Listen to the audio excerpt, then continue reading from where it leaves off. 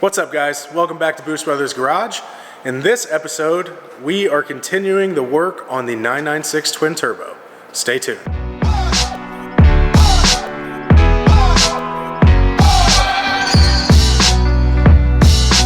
So in the last video, which if you haven't seen it, I'll go ahead and post a link up here. We did a Cobb access port and an AFE filter from Flat Six Motorsports. We saw really nice mid-range gains with those modifications, and we did see some overall improvements with 0 to 60 and 1/8 mile times. This time we're going to take it a step further. We're going to be installing this Soul turbo back exhaust, and we're going to take that Cobb access port, load up the stage 2 tune, and it's saying that over the base map at least we should see about a 30% gain in power, which is pretty significant. So we're going to start by getting this rear bumper cover off. I'm using a guide from Pelican Parts, and I'll post the link down there. It's a little boring and tedious, so I don't know how much I'll film, but if you need to know how to do it, follow that link. All right, we got the rear bumper cover off. It was a pretty straightforward process.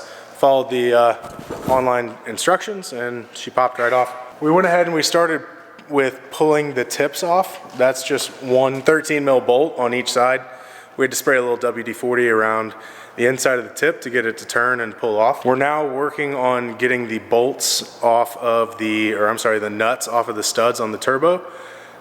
Those are proving to be a little more difficult. We've gotten a couple on each side to break free, but the others are really on there, and we're worried about rounding off those nuts and causing a much more major issue. So we have soaked them a couple times with WD-40. We're gonna take a quick lunch break, and hopefully when we come back, they'll be a little easier to work with. All right, so we have been working on this for longer than I would like to admit, and we got 7 of the 8 nuts off of the turbo studs, and the last one was not cooperating, and we ended up stripping it out. So we had to go get a Dremel, and we're gonna try to get this thing cut off. Once that's done, we can go ahead and drop the whole exhaust. We've got these clamps right here loose.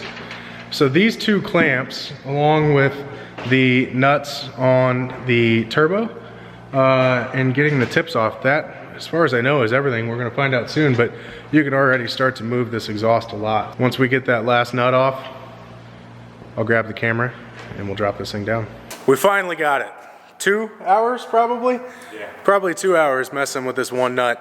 Took a whole lot of dremeling and an air chisel, and it was a complete disaster. I'll show you the nut here in a minute. There's not much left, but everything's unbolted, and we're gonna pull the exhaust off now. What we got, factory exhaust? Yeah. To start the installation of the Soul kit, we're gonna first install these. These go from the turbo back to the X-pipe. As you can see, they've got Helmholtz resonators in them. These basically use air within a cavity, and the other air coming past it, there's a certain resistance, and it cancels out the frequencies that cause drone in this exhaust. So instead of having a bunch of mufflers and catalytic converters and all this stuff to get the sound that you want, Soul has gone through and tuned it using this Helmholtz, as well as 4 resonators within the X-pipe. You reuse the factory seal for where the turbo goes. So we'll throw the O2 sensors on and get this bolted in place on both sides, and we'll show you then what it looks like. All right, we've got 1.5 sides installed. This side's done, the driver's side,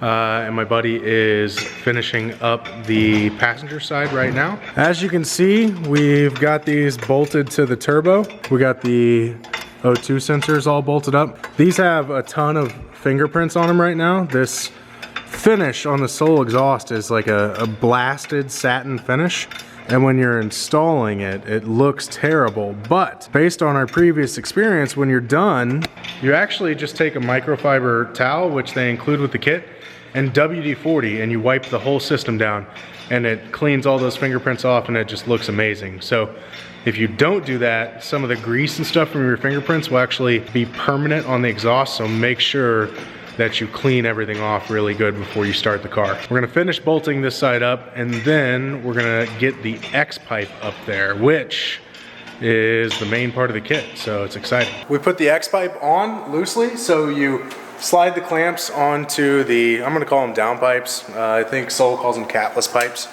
So you slide the Torque clamps on there first on each side, push the X pipe up, slide the clamps on so it just loosely holds it in place. And then we've got to use the band clamps that come with the kit to connect it to the factory spot where the clamps go.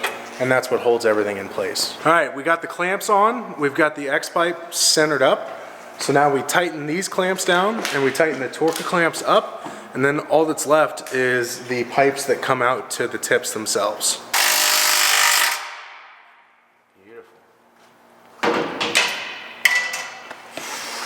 These are the outlet pipes that go to the factory tips. Sol looked at potentially doing a different tip for the back of the car, but they said everything they tried just didn't look as good as the factory tips, so those are being reused. From here, we're just gonna slide these on, get everything positioned first, and then we'll go back and tighten the clamps.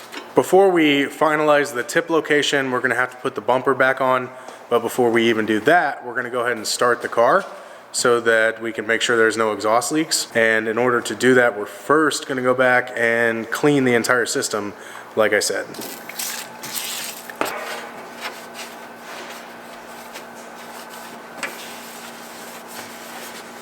And that's it, all spit shined up with some WD-40. Let's go ahead and do our first startup.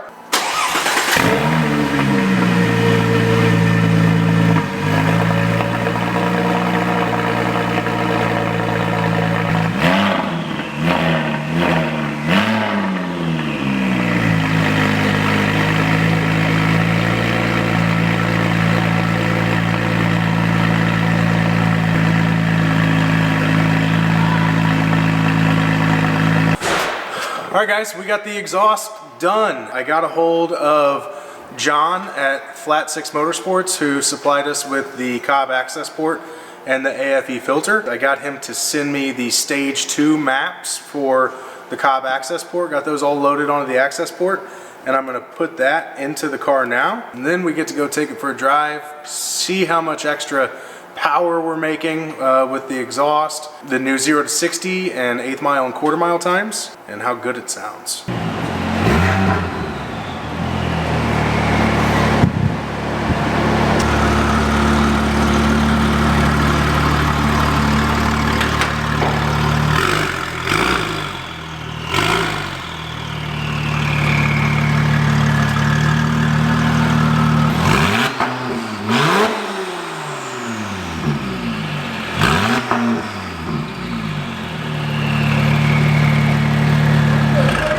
All right guys, so good news, bad news. Good news is we drove the car. On the access port, we got it to dip down below a 4-second 0 to 60 time. It was like 3.8, 3.8. When we started today, we were in the upper 4s. So it's made a significant difference, the modifications we've done. Unfortunately, because we had that stupid nut get stuck, we wasted about 2 hours of our day, and by the time we got around to driving it, it got dark, so I didn't get any footage, and I apologize for that. But we did get some footage for you of the exhaust kit and how it sounds. The guys at Sol build one hell of an exhaust setup. The fit and finish is perfect, lightweight, it sounds great. The drone is really low. It still has some on the non-catted kit. With the catted kit, they say it's completely eliminated, but you know, we opted for the little bit of extra performance bump you're gonna get without running cats. So at this point, I think next for the car is to do a pro tune on the access port and see, you know, how much more we can get out of just the tuning aspect before any other real mods are done. So what do you think from when we started to now? Big difference? Yeah, I got stuck back in my seat. Stuck back in your seat? So it's a new car, and it's a lot of fun. Once again, I want to thank the guys from Sol Performance Exhaust, and I want to thank Flat 6 Motorsports. These guys helped us choose all these components, got them shipped out immediately. They're great to work with, so we greatly appreciate it. Anyway, thanks for watching, guys. See you next time.